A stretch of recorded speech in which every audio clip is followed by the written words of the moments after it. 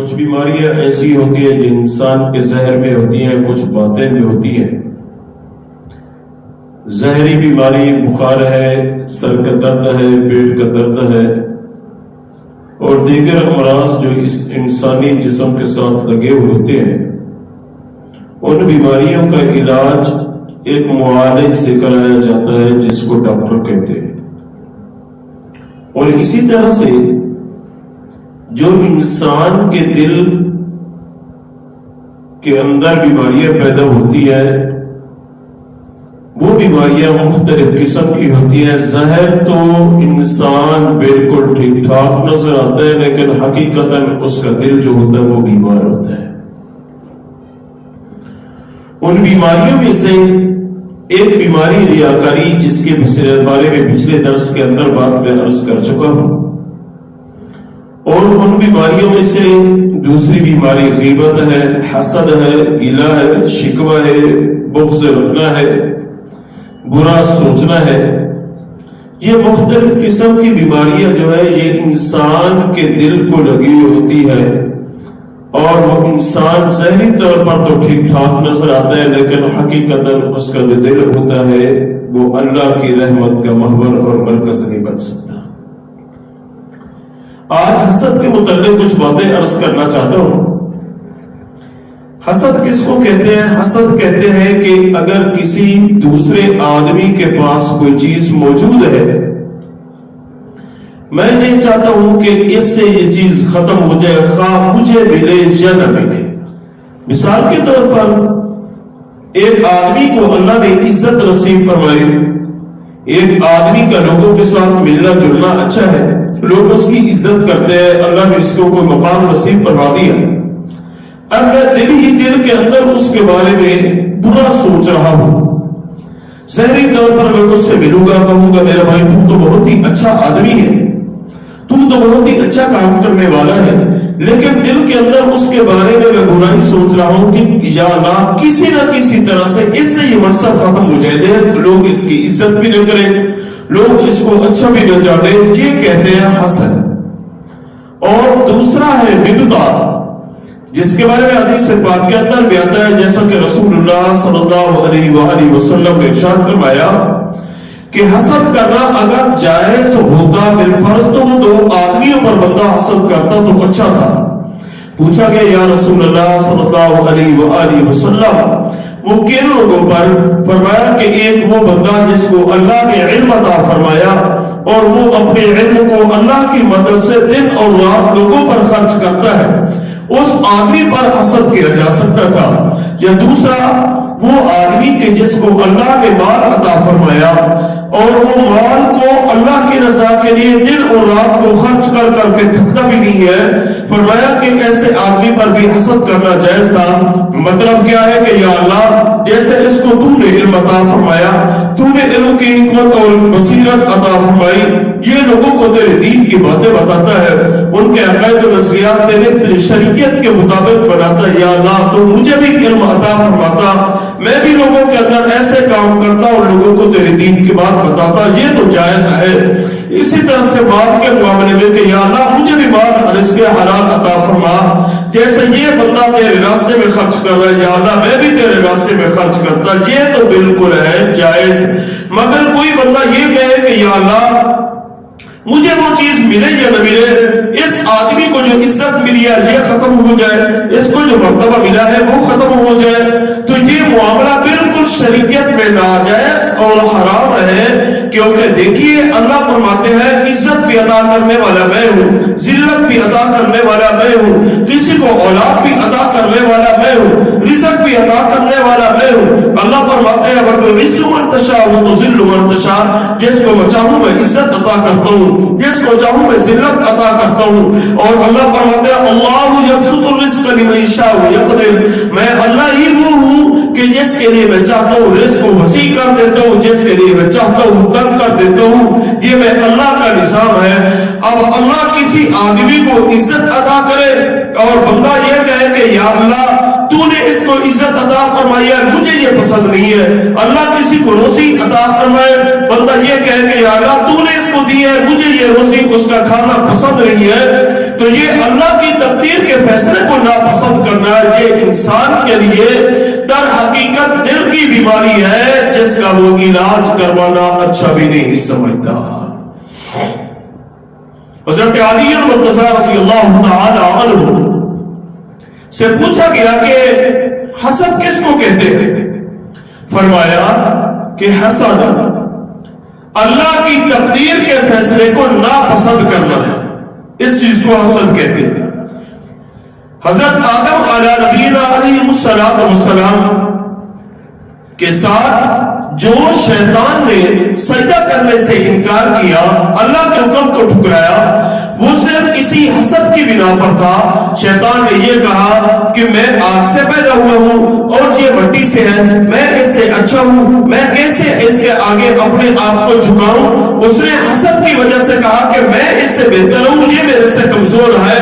اللہ نے اس کو اپنی رحمت کے دربار سے دھتکار دیا، اور حضرت شیخ سعدی رحمۃ اللہ علیہ لکھتے ہیں تکبر عزازی لرا خار قد بزندہ لعنت کا انکار کرد، تکبر نے شیطان کو برباد کر دیا اور سدا بہار اس کو لعنت کے قید خانے میں گرفتار کر دیا۔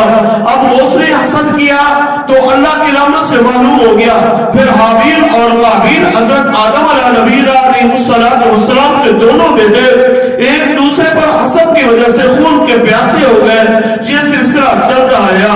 رسول اللہ صلی اللہ علیہ وآلہ وسلم کے زمانے مبارکہ میں جو مسلمہ قذاب نے جھوٹا نبوت کا دعویٰ کیا تھا، وہ صرف اور حسد کی وجہ سے تھا۔ مکہ کے جو لوگ تھے، ابو جہل تھا، عتبہ شیبہ تھا، ابو لہب تھا، انہوں نے رسول اللہ صلی اللہ علیہ وآلہ وسلم کی بات کو، نبوت کو کیوں نہیں مانا؟ صرف حسد کی وجہ سے۔ اگر ہم اس کو مان لیں تو ہماری چودراہٹ ختم ہو جائے گی۔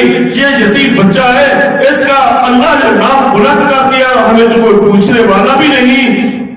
تو میرے محترم دوستوں بزرگوں، یہ نظام اللہ کے اختیار میں ہے۔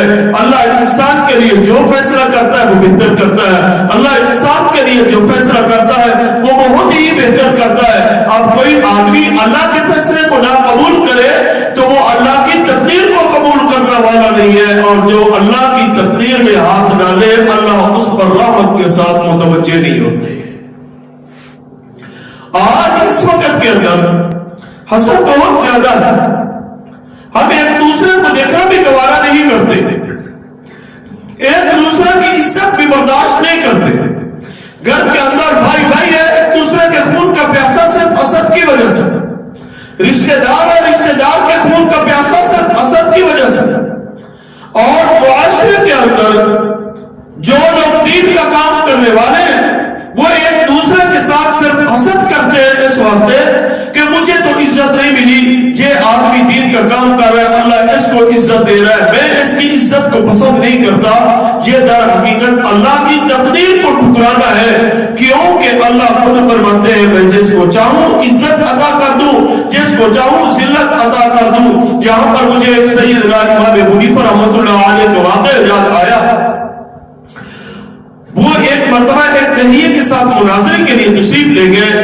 دہریے طبقہ خدا تعالیٰ کے وجود کا منکر ہے، آج بھی لوگ دنیا کے اندر موجود ہیں۔ تو حضرت امام ابو حنیفہ رحمۃ اللہ علیہ نے دریا کو کراس کرنا تھا، وہ دریا پر تشریف لائے اور دریا پر سوار ہو کر آگے تشریف لے گئے۔ کچھ دیر ہو گئی تو دہریے نے یہ کہا کہ ابو حنیفہ تجھے دیر کیوں ہوئی ہے؟ تو امام ابو حنیفہ رحمۃ اللہ علیہ فرمانے لگے دیکھو بات یہ ہے، میں دریا پر آیا تو وہاں پر کوئی کشتی نہ تھی، میں نے دیکھا یکا یکا ایک درخت کٹا ہے، اس کو کوئی کاٹنے والا نہیں ہے، پھر اس کے ٹکڑے ہوئے، اس کو کوئی ٹکڑے کرنے والا نہیں، پھر بھٹے بنے کوئی چیرنے والا نہیں، اس کے بعد اس کو کوئی جوڑنے والا نہیں ہے، وہ خود بخود جڑ گئے اور خود بخود کشتی چل کر میرے پاس آئی ہے۔ تو میں اس پر بیٹھا، دریا میں سوار، کشتی میں سوار ہو کر دریا کے اگلے کنارے آ گیا۔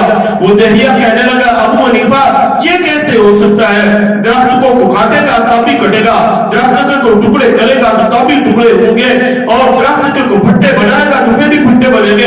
اس کو جوڑنے والا جب تک جوڑے نہیں گا اس وقت تک نہیں جڑیں گے۔ کو چلا کر نہیں لے آئے گا اس وقت تک چلے گے نہیں. آپ کیسے کہہ رہے ہیں؟ فرمایا میاں آپ کے سوال کا جواب ہو گیا.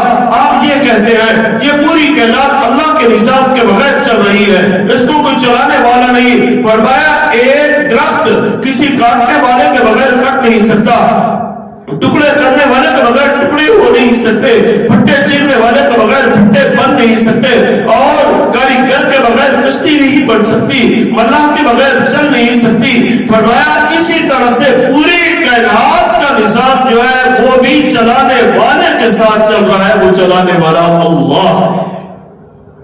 اس نے کہا دوسرا سوال میرا یہ ہے, یہ بتائیے اللہ موجود ہے؟ امام ابن حنیفہ رحمۃ اللہ علیہ نے فرمایا ہاں اللہ موجود ہے. پوچھا کہاں؟ فرمایا کہ دودھ کو منگواؤ. دودھ منگوایا کہ ایک برتن میں.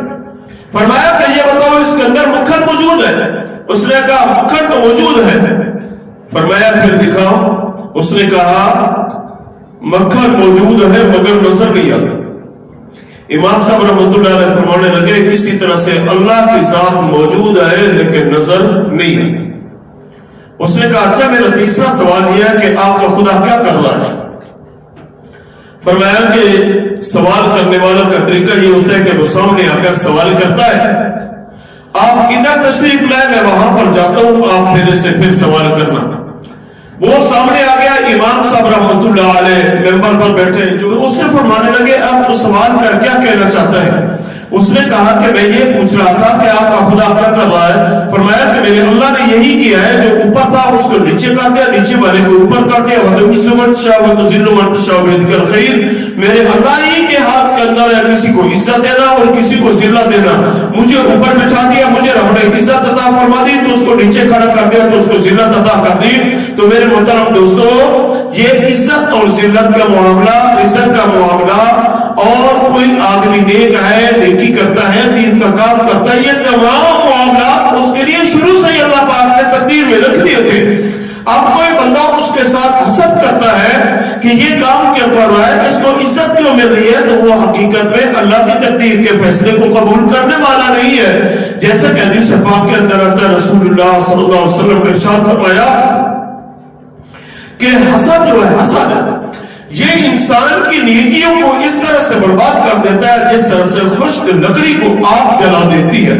تو میرے دوستو آؤ آج ہی سے ہم سچے دل سے توبہ کریں اور کسی اللہ والے کے پاس جا کر اپنے حسد کا علاج کروائیں, تاکہ ہمارا دل جو ہے وہ اللہ کی تقدیر پہ راضی ہو جائے. جبکہ ہم پڑھتے بھی ہیں, سنتے بھی ہیں, وَالْقَدْرِ خَيْرِهِ وَشَرِّهِ مِنَ اللَّهِ تَعَالَى وَالْبَعْثِ بَعْدَ الْمَوْتِ. کسی کے لیے اللہ نے اچھا فیصلہ کیا تقدیر کا, کسی کے لیے برا کیا ہے, تو یہ سارے کا سارا معاملہ اللہ ہی کی طرف سے ہے. اب بندہ کسی کی اچھائی کو دیکھ کر, کسی کے مکان کو دیکھ کر, کسی کے اولاد کو دیکھ کر, کسی کی عزت کو دیکھ کر, کسی کی شہرت کو دیکھ کر, کسی کے مال کو دیکھ کر حسد کرے, تو یہ حقیقت میں اللہ کی تقدیر کے فیصلے کو ناپسند کرنا ہے. اور جو مومن آدمی ہوتا ہے وہ اللہ کی تقدیر کے فیصلے کو قبول کرتا ہے, اللہ کے تقدیر کے فیصلے کو ناپسند نہیں سمجھتا, اس کو پسند کرتا ہے. کیونکہ مومن کی ذات وہ اللہ کی تقدیر کے مطابق چلتی ہے, جیسے اللہ فیصلہ کرتا ہے بندہ اس کو قبول کرتا چلا جاتا ہے.